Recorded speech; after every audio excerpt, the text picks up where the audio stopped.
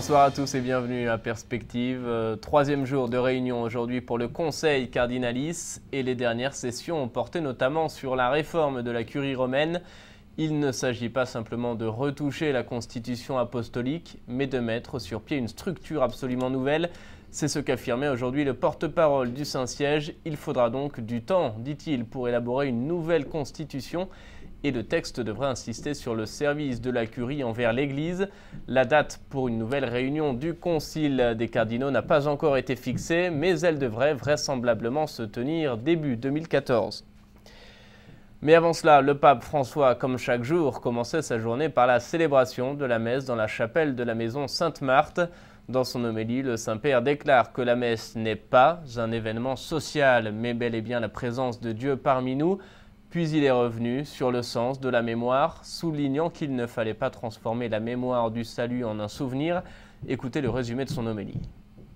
L'Église doit toujours avoir la mémoire du salut, a souligné le pape dans l'homélie de la messe ce jeudi matin. E questo è importante non solamente nei grandi momenti storici. C'est important, non seulement dans les grands moments de l'histoire,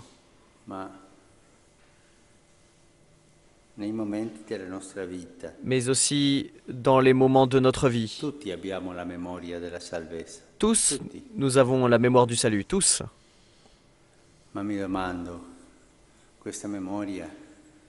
Mais je me demande, cette mémoire est-elle proche de nous ?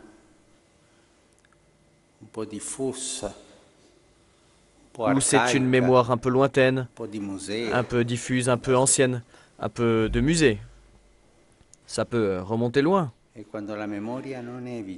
quand la mémoire n'est pas proche, quand nous n'avons pas cette expérience de la proximité de la mémoire,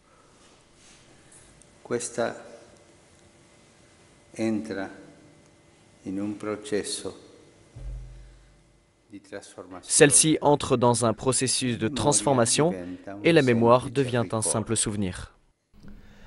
Et après la messe, le Saint-Père a reçu les participants au symposium organisé par le Conseil pontifical Justice et Paix pour le cinquantenaire de l'encyclique Pacem in Terris du bienheureux Jean XXIII. Face à la situation du monde, dit le pape, je me demande si les mots justice et solidarité ne sont que des mots ou si tous nous œuvrons pour qu'ils deviennent réalité. Malgré la chute des murs et autres barrières, poursuit le pape, le monde a encore besoin de paix, d'où la forte actualité de cette encyclique. Cette lettre, je vous le rappelle, a été rédigée en pleine guerre froide lorsque l'humanité était menacée d'un conflit atomique. C'était un appel à la paix qui s'adressait donc aux hommes, mais aussi à Dieu. Pacem in Terris reste aujourd'hui un texte fondamental de réflexion sur les conditions de paix entre les hommes. Et au terme de cette rencontre avec le Conseil Justice et Paix, le pape a évoqué le naufrage survenu ce matin au large de Lampedusa, faisant plus de 130 morts et de nombreux disparus. Le navire transportait près de 500 migrants, majoritairement somaliens.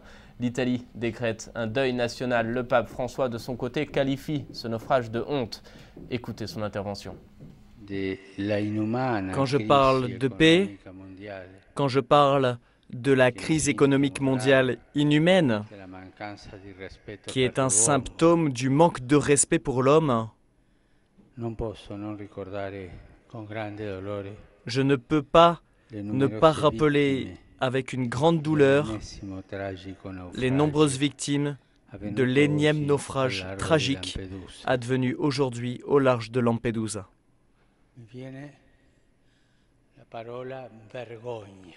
Il me vient à l'esprit ce mot « honte ». C'est une honte.